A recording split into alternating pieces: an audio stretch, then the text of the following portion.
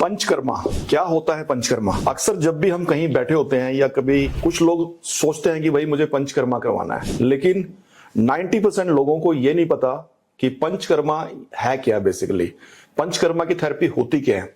दोस्तों, पंचकर्मा आयुर्वेद की ही एक ब्रांच है, आयुर्वेद का ही एक पार्ट है और इसमें अलग अलग थेरेपीज होती हैं। यानी कि कोई पंचकर्मा किसी एक थेरेपी का नाम नहीं है, इसमें मल्टीपल थेरेपीज हैं और वो भी उसकी जो थेरेपी परफॉर्म होती है वो होती है डिजीज के अकॉर्डिंग। यानी कि अगर जब आप किसी डॉक्टर के पास जाते हैं, आयुर्वेदिक प्रैक्टिशनर के पास, वो आपकी पल्स डायग्नोज करके एनालाइज करके आपको बताता है कि आपको कौन सी थेरेपी कब चाहिए। सो प्लीज आगे से जब भी आप सोचें ये मत बोलिए कि पंचकर्मा करवाना है। पंचकर्मा करवाने के लिए आप डॉक्टर के पास जाएंगे। मैं हूं विष्णु शर्मा और मेरे साथ हैं हमारी टीम से डॉक्टर सपना एंड डॉक्टर पूजा। आज इनसे हम जानेंगे कि भाई ये पंचकर्मा क्या होता है। ये लोग डॉक्टर हैं तो ये बेटर तरीके से बताएंगे। तो डॉक्टर सपना, दर्शकों को आप बताइए कि पंचकर्मा होता क्या है। बेसिकली ट्रीटमेंट प्रोटोकॉल्स हम दो तरीके से ट्रीटमेंट करते हैं, एक शमन चिकित्सा, एक शोधन चिकित्सा। शमन चिकित्सा में हम जैसे पहले भी अक्सर हमने बताया वात पित्त कफ दोष का अगर इम्बैलेंस होता है तो हम बीमार पड़ते हैं, तो शमन चिकित्सा में हम इनको बैलेंस करते हैं। और शोधन चिकित्सा होता है डिटॉक्सिफिकेशन, जो कि पंचकर्मा के थ्रू होता है, जिसमें हम जो बड़े हुए दोष होते हैं उनको बाहर निकालते हैं 5 प्रोसीजर्स के: वमन, विरेचन, बस्ती, नस्य और रक्त मोक्षण।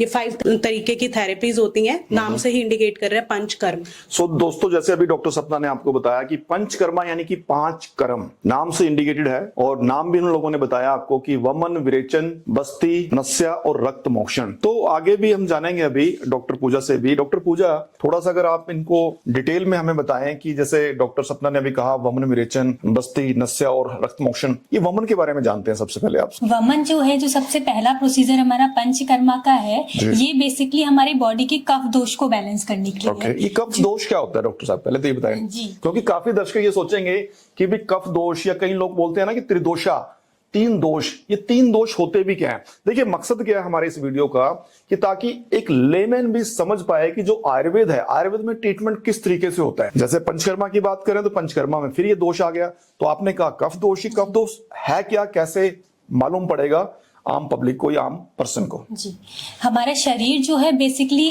3 एनर्जी से चल रहा है। मानिए 3 दोष हैं, वात, पित्त, कफ। जो भी हमारी बॉडी में मूवमेंट का काम हो रहा है वो वात कर रहा है। यानी कि हमारा नर्वस सिस्टम वाला रिलेटेड जो भी डिसऑर्डर हो रहे हैं वो वातज डिसऑर्डर हैं। पित्त दोष जो है, पित्त से रेफर होता है फायर। पित्त हमारा पूरा जीआईटी ट्रैक को रेफर करता है, इवन हमारा देखना वो भी एक तरह की फायर है। तो ये पूरा जीआईटी रिलेटेड डिसऑर्डर होते हैं, वो पित्तज डिसऑर्डर में आ सकते हैं। तीसरा है कफ डिसऑर्डर। कफ दोष जो होता है वो मेनली भार को रिप्रेजेंट करता है। जो हमारा रेस्पिरेटरी सिस्टम है मेनली, उससे आप कफ दोष से रिलेट कर सकते हैं। तो पंचकर्मा में जो वमन प्रोसीजर है, जब भी कफ से रिलेटेड कोई भी डिसऑर्डर होता है, यानी कोई भी रेस्पिरेटरी डिसऑर्डर हो गए, जैसे कि ब्रोंकियल अस्थमा, ब्रोंकाइटिस, इन केसेस में कफ दोष को बैलेंस करने के लिए वमन प्रोसीजर किया जाता है, जिसमें पहले टॉक्सिन्स को शरीर से, जैसे लंग्स में टॉक्सिन्स है, कफ है, तो उसे पहले पेट में लाया जाता है, आमाशय में लाया जाता है स्नेहन और स्वेदन के द्वारा। जी। उसके बाद हम उसे इजी रूट से, यानी ऊपर के रूट से उस कफ दोष को बाहर निकालते हैं, मतलब वॉमिट करके। जी, वॉमिटिंग करके कफ दोष को बाहर निकाला जाता है। दोस्तों, आज से लगभग 15 साल पहले मैं जब आयुर्वेद से जुड़ा था, उसका कारण भी वमन ही था। मैं प्री एस्थमेटिक था और डॉक्टर बलदीप कौर ने मेरा जो पंचकर्मा, उस टाइम तो हम भी यही बोलते थे कि पंचकर्मा किया, बट पंचकर्मा की थेरेपी वमन किया। तो और आज मैं आपके सामने हूँ। 15 साल हो गए, आज एस्थमेटिक तो दूर की बात है, अच्छे से कभी कफ एंड कोल्ड भी नहीं हुआ। जी डॉक्टर सपना, मैं आपसे भी जानना चाहूंगा कि ये वमन, अभी डॉक्टर साहब ने बड़े अच्छे से एक्सप्लेन किया, आप विरेचन के बारे में बताइए कि विरेचन कर्म होता क्या है, उसके बेनिफिट क्या है और उसको किस तरीके से किया जा सकता है। जी, विरेचन बेसिकली पित्त दोष को बाहर निकालने के लिए होता है। इसमें हम कुछ ऐसी मेडिसिन देते हैं जिससे पेशेंट को लूज मोशन लगते हैं, तो मोशन के थ्रू पेशेंट का जो बड़ा हुआ पित्त होता है उसको बाहर निकाला जाता है। थोड़ा सा दर्शकों को आप बताइए कि इसको कैसे किया जाता है और किस तरीके, किन किन लोगों को इसका बेनिफिट हो सकता है।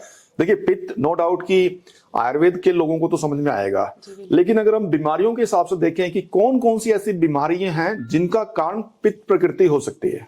बिल्कुल, जैसा पित्त डॉक्टर पूजा ने भी बताया फायर से रिलेटेड रहता है, तो अगर हमें कोई डाइजेस्टिव इश्यूज, एक्सेसिव जैसे एसिडिटी, हाइपर एसिडिटी है, या फिर स्किन रिलेटेड इश्यूज में मोस्टली क्या होता है कि पित्तज डिसऑर्डर ही रहता है, हमारे ब्लड का प्योरिफिकेशन जरूरी होता है, क्योंकि ब्लड में पित्त एक्सेस अमाउंट में आता है।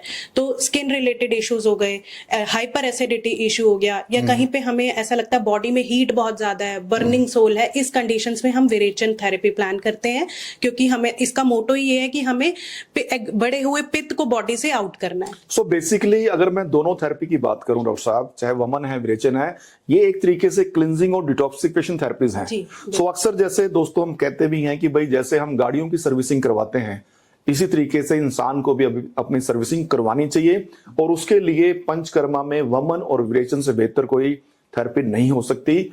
अगर हमारे वाइटल ऑर्गन जिसमें लीवर है, किडनी है, ब्रेन है, लंग्स है, ये अगर सही रहेंगे तो हम हेल्दी रहेंगे। और ये सही कैसे रहेंगे?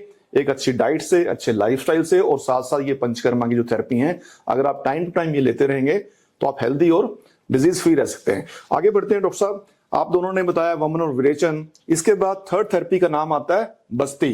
तो बस्ती को भी बताइए कि ये बस्ती होती क्या है और बस्ती में कितने प्रकार की आगे थेरेपीज हैं जी।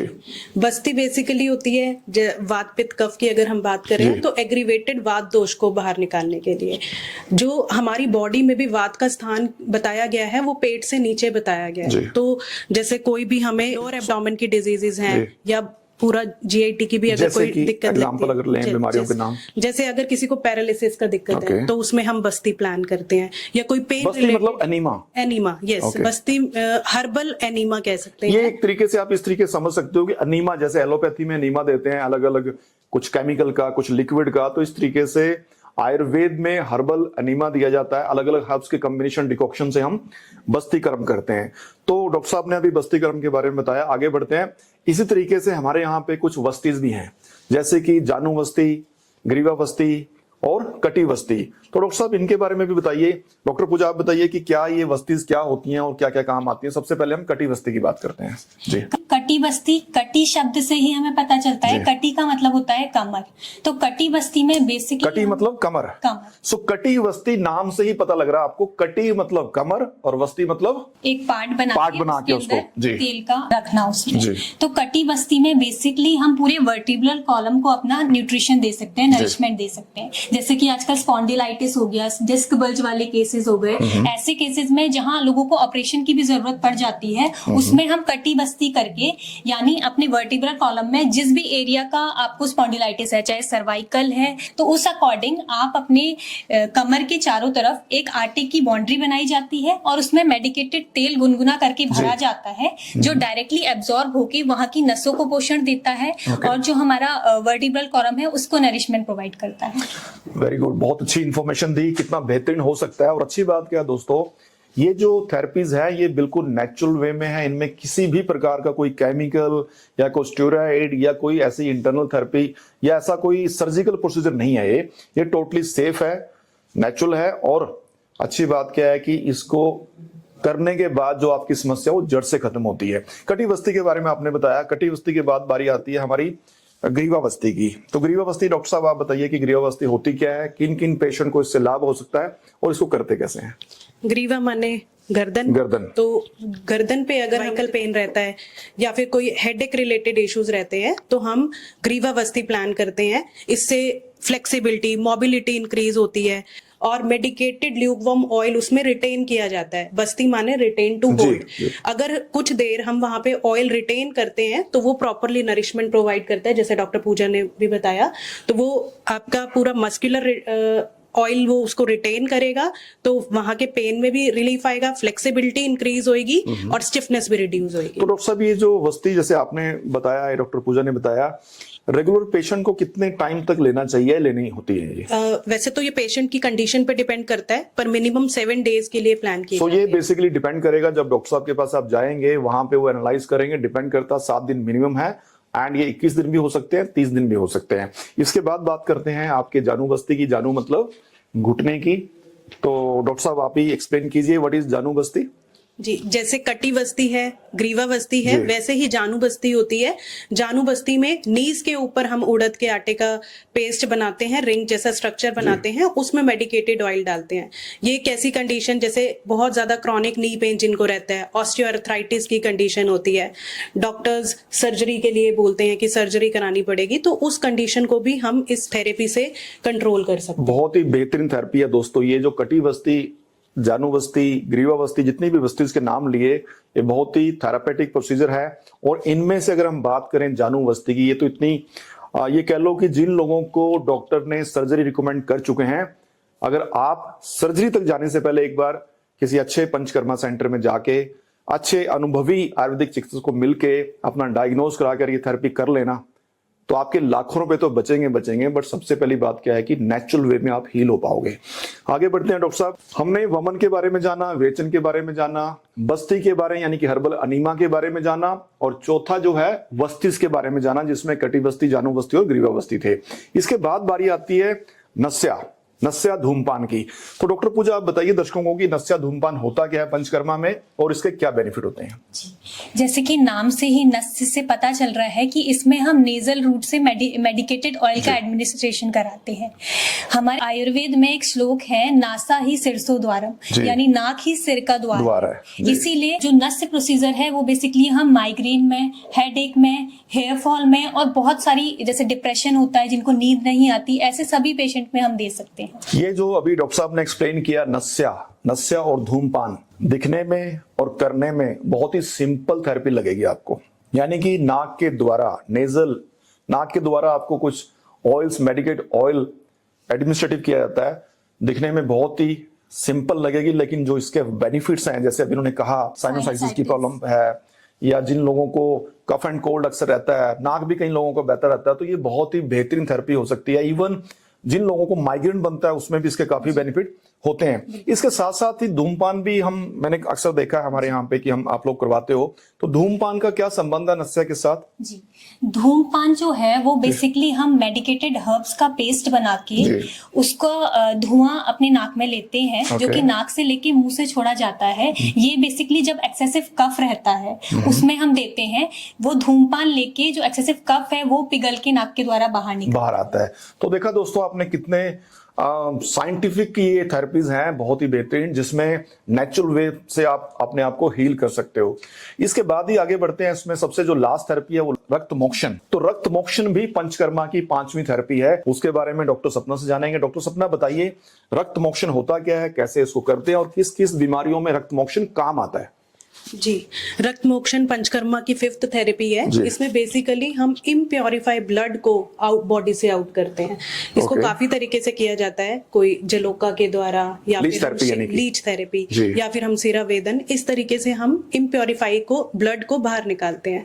जो जोंक होती है, जो जलोका होती है, वो भी 2 टाइप्स की होती है बेसिकली। एक होती है सर्विश जलोका, एक होती है निर्विश जलोका। तो उसका भी सिलेक्शन करना पड़ता है कि कौन सी हमने, मतलब इतना आसान नहीं है जो थेरेपी इन लोगों बता रहे हैं, ये प्रॉपर एक साइंटिफिक वैलिडेशन के साथ साथ अनुभवी डॉक्टर के देखरेख में ही परफॉर्म किया जा सकता है।